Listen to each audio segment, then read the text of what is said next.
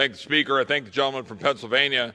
And I can't help but be amused that the gentleman from Massachusetts says that we refuse to come to the table, as if the gentlelady who will soon be the chairwoman of Appropriations, Ms. Granger, my colleague from Texas, doesn't want to sit at the table with colleagues on either side of the aisle to come to consensus about how to spend taxpayer dollars, or better stated, how to borrow money we don't have, as if that's actually true.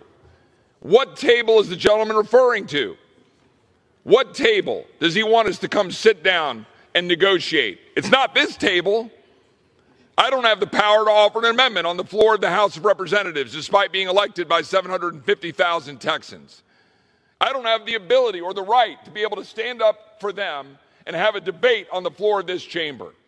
Everything the American people is watching right now is a complete sham. It's a fraud being perpetrated on the American people right before their eyes, right as we head into Christmas, sitting here on the 23rd of December, when 6 years ago, those boys crossed the Delaware. We were dealing with Valley Forge, or the boys in 1944 sitting in foxholes in Bastogne over Christmas. And we had 18 Republicans who joined with Democrats in the Senate get on their fancy planes and go home. And we're sitting here trying to do the work of the people, not spend money we don't have, not drive up more inflation, not have 7,500 earmarks for $16 billion for pet leftist projects across this country. What you see here on the floor of the House of Representatives should make everybody ashamed. The People's House. Not one amendment has been offered on the floor of this body since May of 2016 in open debate.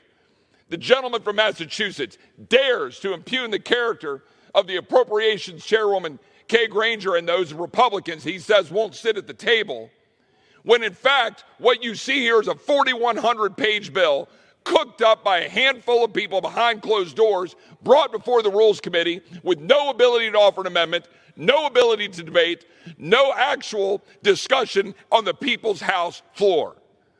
And my colleagues on the other side of the aisle know it. And we're spending money we don't have. Go home and sell your projects. Go home and talk about all the pork you're bringing home. But you're destroying the United States of America. Absolutely destroying this body. The American people did not send us here to do that. My colleagues on the other side of the aisle know that. My colleagues on the other side of the aisle know full well that this body is broken, but do not care. $45 billion to Ukraine. Have we had a full debate on Ukraine? Or did we take $45 billion of funding for Ukraine, package it on a $1.7 trillion bill, invite the president of Ukraine to address this body for theatrics heading out for Christmas in order to jam through a big spending Democrat priority bill that the American people resoundingly rejected in November? For 70 years, this body, when we've had a transfer of power in the Senate, we have not done this in a lame duck. Yet that's what my Democrat colleagues are doing. There are consequences to this.